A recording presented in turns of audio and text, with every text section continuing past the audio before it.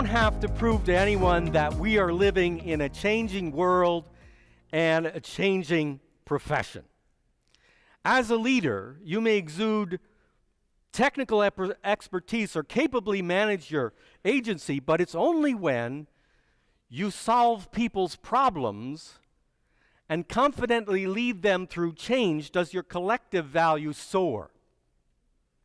Because everything rises or falls on leadership, how you anticipate and respond to the never-ending stream of changes, modifications, and innovations makes all the difference to your ultimate success. Adaptability is the way to stay relevant in the change game. And we're all players, like it or not. And if we're going to play to win, and we should be, or what's the point? We're going to have to acquire what I call a taste for trends, a touch for timing, and a talent for transitions. Trends in markets, businesses, cultures, industries, or politics are more than passing fads. They signal a broader and meaningful shift, and tracking them is key to managing their repercussions and profiting in their consequences. So we need to be aware of current events in and out of recreation and park interests. Subscribe to professional journals and news feeds. Open and read your e-news that PRPS publishes every week. Connect with your peers, associates, and leaders at conferences, workshops, and in online networking groups. Because think of some of the trends that we're seeing today. Things like new kinds of parks in places never before thought suitable, like underground, or on rooftops, or in parking spaces. Data-driven budgets that justify the value of recreation, and recreation programming that addresses and solves specific problem issues in the community. Virtual reality tours replacing the need for printed maps and brochures. The concept of parks as repositories for biodiversity. Park prescriptions, more health and wellness and recreation connections. And here's one that perhaps not yet is a trend, but if you do it, you'll be the trend setter. And that is recreation as preventative treatment against drug abuse and addictions. Well, the question becomes then, how do you insert yourself in that conversation? What educational avenues and opportunities do you avail yourself of to stay current and acquire that taste for trends? Now, just as a batter will strike out if he always swings before the curveball breaks, your timing on connecting with change is crucial to pitch a win and advance your standings. The innovation adoption life cycle is a way of depicting the general population's response to adopting change. It's a classic bell curve with half of the population to the left, half to the right. Far out ahead of the curve are the true innovators at just 2.5% of the population. Close on their heels are the early adopters who are embracing change and innovation. From there to the top of the curve, we find the early majority who are learning more about the changes.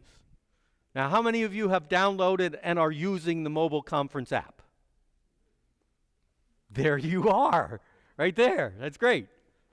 Now, on the downslope side, we have the late majority who have merely heard of it, and the laggards who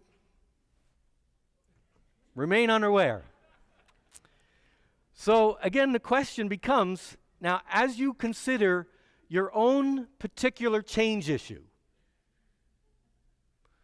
where do you find yourself on this bell curve? What steps can you take to move yourself ahead of the curve? Think in terms of attitude, vision, flexibility, readiness. And will this change be readily accepted, or does your team, your operations, your facilities, your resources, or the public at large need more time to adapt or to be educated? What other systems or capacities must be developed or prepared to facilitate the timing of a relevant transition? Now, in herding a multifaceted project toward a finish line, I've found that oftentimes a nudger works better than a mover or a shaker, because certain tasks or opportunities can't often proceed until other things fall into place. The astute change leader nudges what is nudgeable, reassesses, comes over to another asset, and nudges again, thereby facilitating the overall transition. On the other hand, by being attentive to fast-breaking trends and anticipating their timing, the decisive leader can be the cleanup batter that blasts the grand slam, leading the entire team to championship in the change game. Case in point, last summer's explosion of Pokemon Go. Was your park ready for it? How well did you embrace or manage the change? Are you going to be better prepared this year? There are changes coming in the game, I've heard. So when planning your transition, consider the 4 I's. Impact. How will this change affect people, places, planning, and profits? Involvement. Who are your key people to insist in the implementation of the change and to help others in the transition? Impact, involvement. Influence. How do you gain buy-in from those directly and indirectly affected and involved? And information. Again, what educational avenues and methods are available to you, and how can you best communicate and manage the informational transaction? Our master point: lead through relevant trends, timings, and transitions to transform your team and win.